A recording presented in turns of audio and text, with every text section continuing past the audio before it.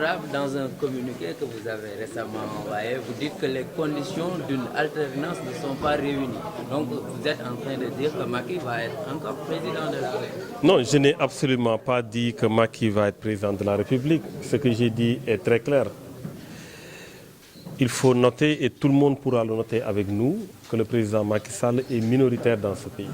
Et nous, ce que nous avons dit est très clair. Nous avons une majorité qui doit s'exprimer à travers les urnes. Et nous devons travailler à inciter cette majorité à s'exprimer. On ne peut pas aujourd'hui se contenter du fait tout simplement que le président Macky Sall est minoritaire pour croiser les bras. Donc nous pensons qu'il faut des signaux forts à l'endroit des populations pour que ces populations puissent sentir la nécessité de sortir massivement et de voter le 24 février. Donc c'est pourquoi nous disons, au-delà du fait que le président Macky Sall est minoritaire, il faudra nécessairement que l'opposition s'organise pour qu'on puisse remporter les élections le 24 février. Et dans cette dynamique d'organisation, il faut nécessairement qu'on aille vers une mutualisation des forces. Et vous l'avez vu avec la pause.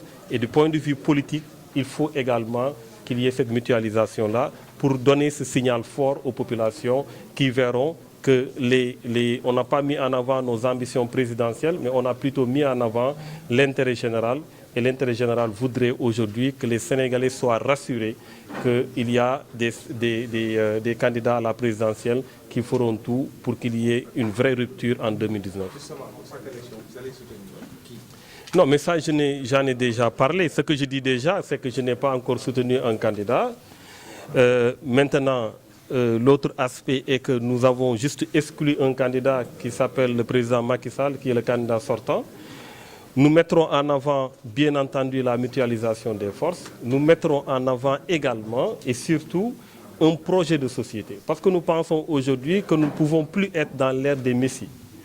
Ce qui est important, et je l'ai dit et je le répète, c'est qu'au Sénégal, qu'on puisse travailler autour d'un projet. Qu'il y ait de vraies ruptures, qu'il y ait un changement et que cet changement puisse être porté par une équipe dynamique, bien entendu, qui mettra en avant un président de la République qu'on choisira. Mais le plus important, c'est qu'il y ait un projet et nous travaillons à cela. Et le moment venu, nous allons nous prononcer sur la question. Votre analyse par rapport à la décision du Conseil constitutionnel suite à l'affaire? La Cour suprême.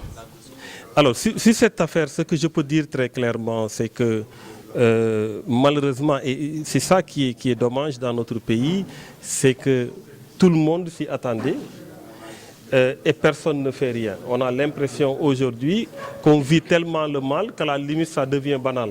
On banalise l'utilisation des moyens de l'État ou l'utilisation des institutions contre des adversaires politiques. Nous considérons que c'est une injustice et qu'aujourd'hui nous devons rétablir